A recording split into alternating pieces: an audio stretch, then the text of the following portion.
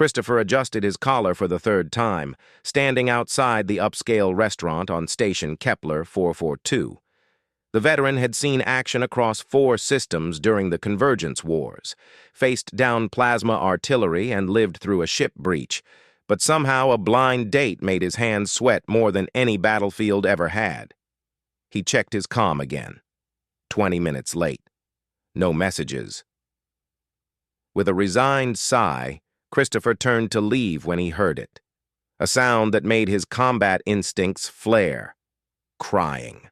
Not just one voice, but multiple, coming from the alley beside the restaurant. His hand instinctively went to his hip where his sidearm used to be before he remembered he was on a civilian station now. Old habits.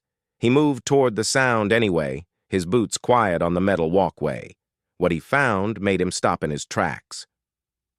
A Dracony woman sat slumped against the alley wall, her iridescent scales catching the dim light in shades of deep emerald and gold.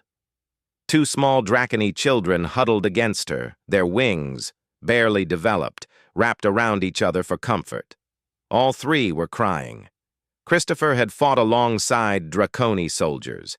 He knew their reputation, proud, fierce, with honor codes that made human Marines look casual.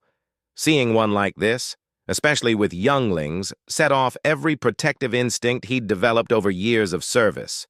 "Ma'am?" He kept his voice gentle, non-threatening. "Are you all right?" The woman's head snapped up, her vertical pupils dilating in surprise. Her hand moved protectively over her children, and Christopher saw the defensive ridge along her spine begin to rise, a threat display. He immediately took 2 steps back, raising his hands. "I'm not here to hurt you. I heard crying. Just wanted to make sure everyone was safe." The woman stared at him for a long moment, her nostrils flaring as she scented the air. Dracony could smell emotional states, he remembered. She'd know he wasn't lying. Slowly, her ridge lowered. We are fine, human." She clearly wasn't fine. Her scales were dull in places, suggesting stress or poor nutrition.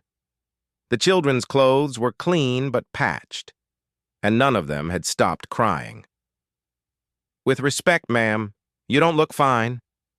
Christopher glanced around. "Can I help? Get you some food? Call someone?" The woman's expression crumbled. "There is no one to call. We have nowhere to go." Her voice carried the formal cadence of Dracony speech, but it wavered with exhaustion. "My mate. He fell in the war, 2 cycles ago. We came here seeking refugee status, but the processing, it takes so long. Our credits are gone. Our housing voucher expired yesterday." Christopher's jaw tightened. He knew that story. He'd seen it play out 1,000 times across a dozen worlds. The war had ended 6 months ago, but its casualties kept mounting. "What's your name?" he asked. "I am Sarah of the Jade Clutch." She gestured to the children. "These are my younglings, Kai and Sarah." "Christopher Reeves. I was with the 7th Terran Marines." He crouched down to their eye level, keeping his posture open. "Sarah, I've got credits and I've got space. My apartment isn't fancy, but it's warm and safe. Let me help." Sarah's eyes widened, her membranes flickering in surprise. You would shelter us? But we are strangers. Dracony. Not your own kind."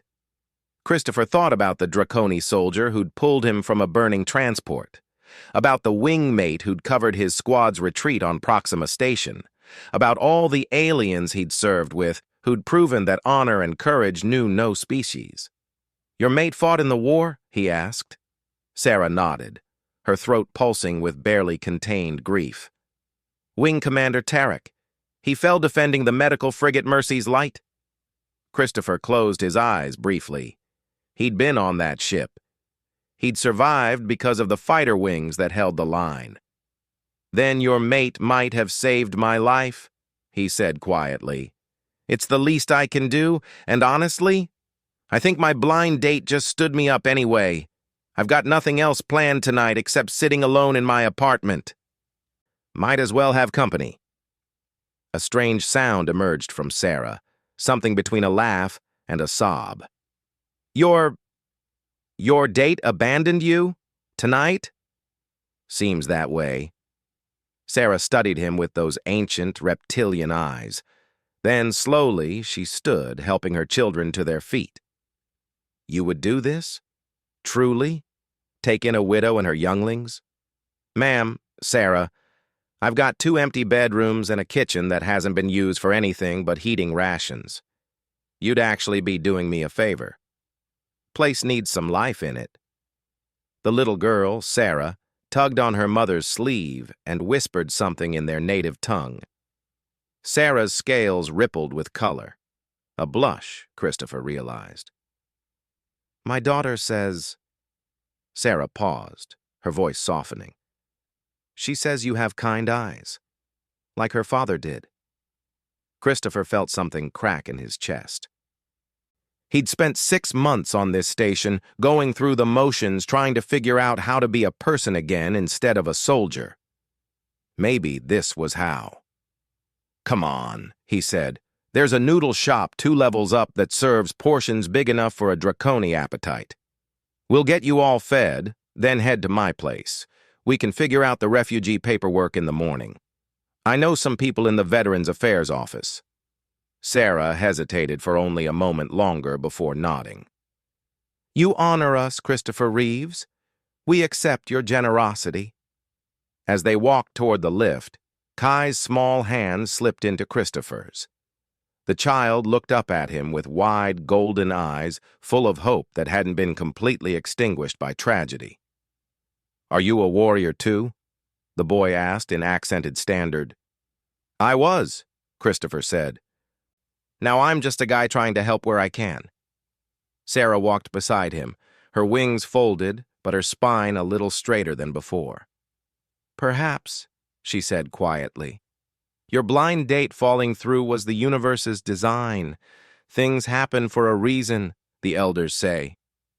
Christopher looked at this small, fragile family that had somehow become his responsibility in the span of 10 minutes, and felt something he hadn't felt in months. Purpose. Yeah, he said. Maybe it was. Behind them, the restaurant where he was supposed to have dinner disappeared from view.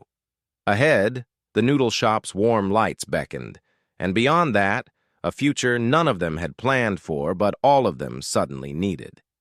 Sometimes the most important missions were the ones you never saw coming. The end.